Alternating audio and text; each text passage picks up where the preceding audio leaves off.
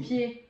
Ah oui, oui, oui. 25 000 pas, Oui, exactement. Plus un peu plus le soir. oui, Ça va.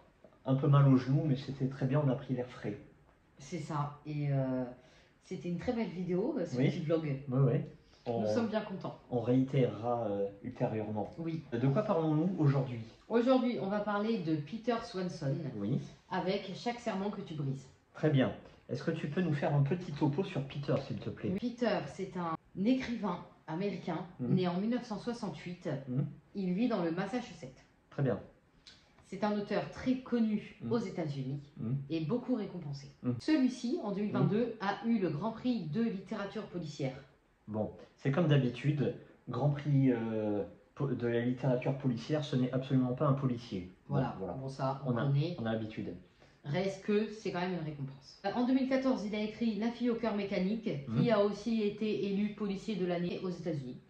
C'est son premier roman et dès le premier roman, ça a pété. Voilà, ça a fait sa réputation, ce qui a permis de surfer sur la vague du succès. En 2016, parce qu'il le méritait. En 2020, nous avons Vis-à-vis qu'on a lu, mais pas trop aimé. Et en 2011, 8 crimes parfaits, alors ça, à savoir, c'est 8 nouvelles. Très bien. Voilà. Est-ce que tu peux nous faire un petit topo sur ce roman-là, la maison d'édition, s'il te plaît? Oui, alors Galmeister, Totem. Le genre? Thriller. C'est un thriller. Et le nombre de pages? 320 environ. Comment sommes-nous arrivés à lire ce roman? Je l'ai eu à la libraire, à la bouquiniste. Ah oui, voilà. À la bouquiniste. Voilà, donc bouquiniste, voilà, oui, c'est prix bas. Oui, petit prix, hop, on l'a acheté pour notre collection. Voilà, c'est ça, je cherchais des totems, je suis tombée sur lui, on l'avait déjà vu, mais on n'avait pas aimé la couverture, donc on ne l'avait pas pris. Oui, on juge sur la couverture, désolé. Au final, il ne faut pas juger la couverture, on va vous dire pourquoi. Alors le pitch, on va suivre Abigail, qui va se marier avec Bruce, qui est un millionnaire. Donc elle va avoir un très beau train de vie. Lors de son enterrement de vie de jeune fille, elle va avoir une relation d'un soir. Oh là là, tout ce qu'il ne faut pas faire. Elle va fauter. Avec Scotty. 3 semaines avant son mariage, oh elle faute. Non, en fait, c'est pas parce que tu t'engages que tu dois tromper. Justement, c'est ce qu'il faut pas faire. Elle se dit, allez, une dernière folie avant l'engagement. Ben non, pourquoi t'engager alors? Eh ben, elle va payer ça au centuple. Voilà. Qu'est-ce qui va se passer? C'est bien fait, Abigail, donc. Donc, pardon. Elle va partir en lune de miel avec son mari, Bruce, sur une belle île. Et qui va être présent, évidemment, son coup d'un soir, donc Scotty, son erreur d'une nuit. On ne vous dit pas la suite, mais évidemment, ça va un peu parler harcèlement. Voilà, totalement. parce que Scotty, il a dans le viseur et tu ne vas pas la lâcher. Très bien, merci pour ce pitch. Mais de rien. Est-ce que tu peux nous donner ton ressenti? Alors oui, moi j'ai grave aimé. C'est totalement mon genre de thriller. Voilà, c'est ce que j'ai beaucoup lu auparavant. Ce que je lisais moins du coup, parce que bon, après on commence à connaître les scénarios, sauf que là c'est pas le cas. Non, c'est top, à savoir qu'ils sont sur une île, donc ça va être un huis clos.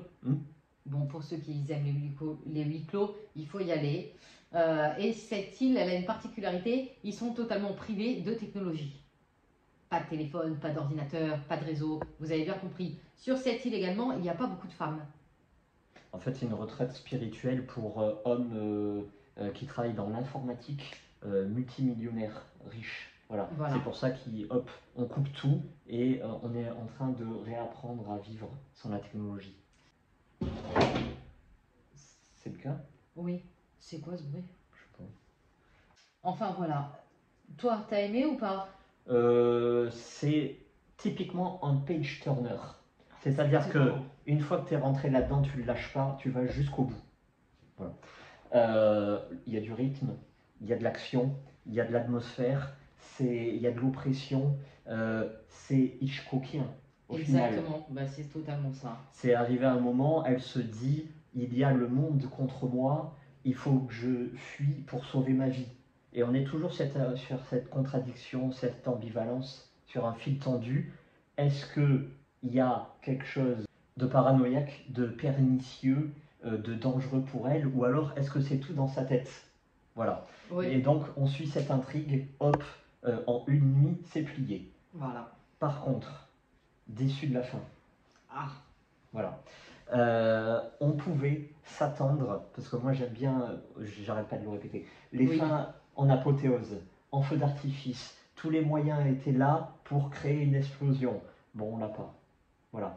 Et surtout, on arrive à une explication très Netflix 2024.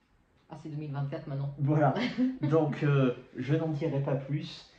Une fin dont l'explication est terriblement tirée par les cheveux. Voilà. On rentre encore dans ces scénarios où l'homme blanc d'un certain âge et d'une certaine sexualité est l'ennemi. Et à cause de sa haine viscérale pour les femmes, enfin pseudo, hein, entre guillemets, il est capable de tout, y compris le pire, y compris le grotesque. Et est-ce qu'on est dans le pire ou dans le grotesque? Moi j'ai un avis. Voilà, c'est plus le deuxième. C'est plus le grotesque, voilà. Effectivement. En fait, le mobile est totalement ridicule. Voilà, des trucs comme ça n'existe pas. Donc, est-ce que tu le conseilles? Oui. Oui. À qui? Malgré cette fin, je le conseille aux amateurs de thriller et de huis clos. Exactement. Est-ce que je le conseille? Pas vraiment. Oh. Voilà. Mais pourtant, même dès le début, attention, on est dans l'action directe. Dès le début. Dès le début, le Scotty, il est là. C'est vrai. Voilà. Page Turner. Juste pour la fin, tu le conseilles? Est-ce que Parce qu'à savoir, pas mal de personnes aiment cette fin quand même. Est-ce que j'en ai regardé quelque chose? Est-ce que quelque chose m'a foncièrement marqué? Non. Ah. Voilà. Bon. Après, ça reste bien écrit. Oui. Mais est-ce que ça reste impactant? Non. Ça avait une petite réticence aussi au niveau du scénario. Oui. C'est qu'on a toujours un point d'interrogation. On ne saura jamais si elle épouse Bruce, le millionnaire, pour son argent, pour avoir un beau train de vie, ou parce qu'elle l'aime. C'est clairement pas explicite.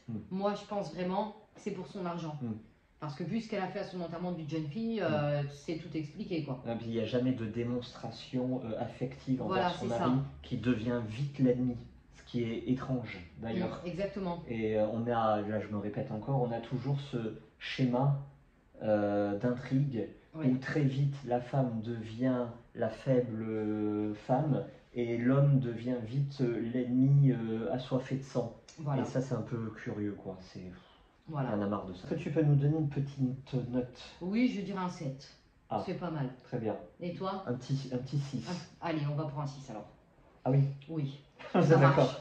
Très bien. Je vous suis. Merci à vous. Allez. Et est-ce que tu peux nous dire quels seront les prochains retours, s'il te plaît? Alors oui, j'ai bientôt fini L'Enfant et la forêt. Oui, du Tripode. Oui, des éditions Le Tripode et je ne sais plus le nom de l'auteur, pardon. Est-ce que ça sera un coup de cœur en prévision ou pas? Oui. Oh. Mais c'est vraiment pas un livre pour toi. Ensuite, nous aurons Michael Mann, Hit 2. Ah, celui-là, j'ai hâte de le lire. On nous l'a gentiment prêté. Très bien. J'ai vraiment envie de le lire. Hein. Et toi? Oui. Je mets la main dessus. Prums. Non, Duz. Oh, t'as dit Duz. Duz pour toi. Ah, bon, allez. Denis Lehane, avec Le Silence. Très bien. Ensuite, nous aurons... Oh, celui-là aussi m'intéresse. Anéantir. Michel Houellebecq. Très bien. On nous a demandé de la littérature blanche. Aïe, aïe, aïe, c'est le concours. On avait déconseillé de le lire quand même, mais on va essayer, hein, veiller sur elle, donc le prix Goncourt. Et surtout, on aura un retour classique avec L'Assommoir de Zola. Oui. Et il y a beaucoup de choses à dire. En espérant que ça ne vous ait pas assommé. Donc pas pour tout de suite, le plus grand livre d'horreur de tous les temps. Accrochez-vous. Le premier livre d'horreur. Bon, voilà. Merci beaucoup. Hein. Merci. Allez, au revoir. À très vite.